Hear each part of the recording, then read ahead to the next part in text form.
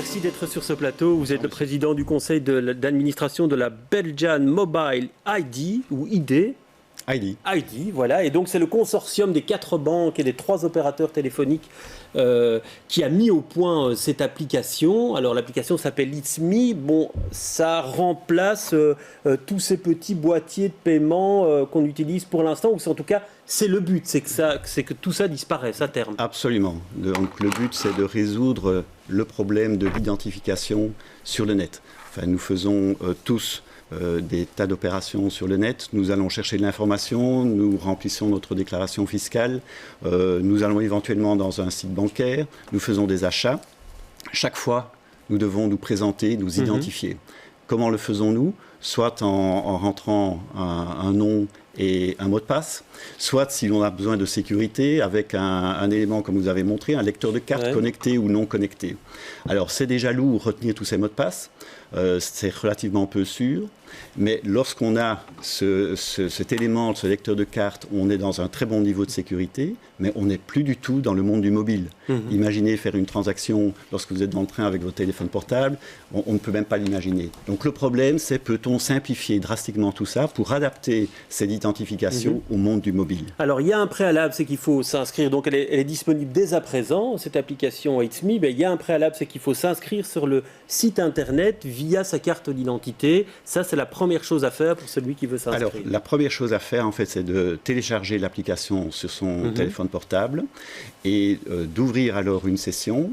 Et dans cette session, vous serez invité à choisir une de vos banques et à inviter la banque à transférer les données d'identité qu'elle possède vers It's Me. Et à partir de ce moment-là, vous êtes enregistré comme utilisateur It's Me. Et on va voir comment ça marche, si vous le permettez. On a un petit film de 40 secondes qui montre comment ça fonctionne. On le découvre tout de suite. Étape numéro 1. Pour vous identifier avec It's Me, cliquez sur le logo It's Me dès que vous le voyez apparaître sur un site web ou une application. Tapez votre numéro de téléphone et hop, une notification est envoyée à l'app It's Me, personnelle et sécurisée, que vous avez installée sur votre smartphone. Étape numéro 2.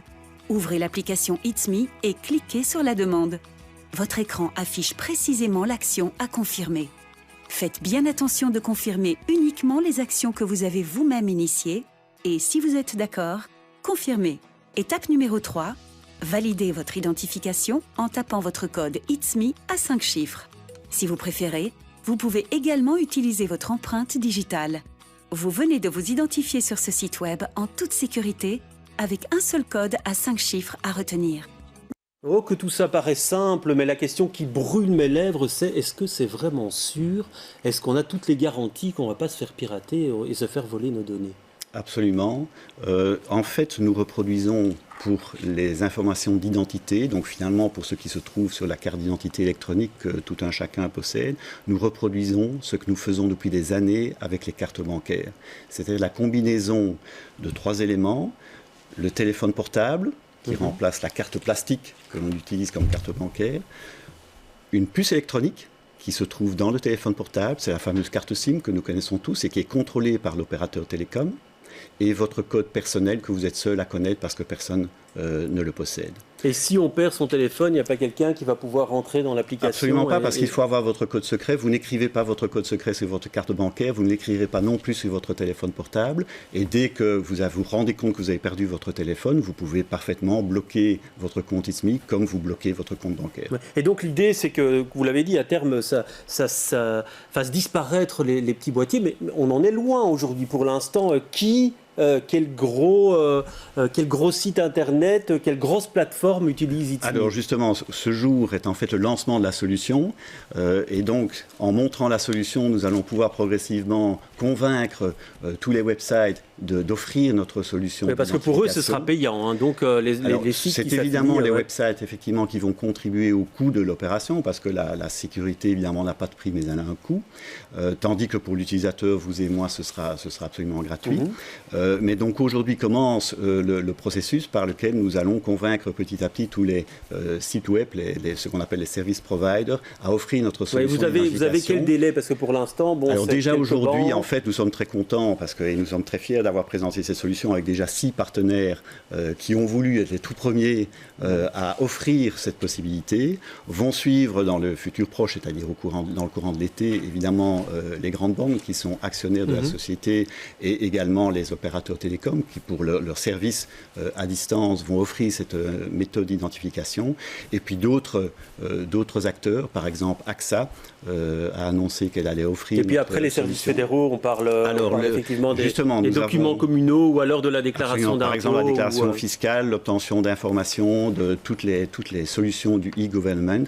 Nous avons bénéficié. Et donc vous êtes sûr aujourd'hui que vous atteindrez une masse critique qui rendra ITSMI incontournable? On n'est jamais sûr de rien. Ceci est évidemment une tentative dans laquelle nous croyons énormément et pour laquelle nous bénéficions du support très fort du gouvernement fédéral, puisque la présentation du produit s'est faite en présence des vice-premiers ministres, messieurs Jan Bon et De Croo.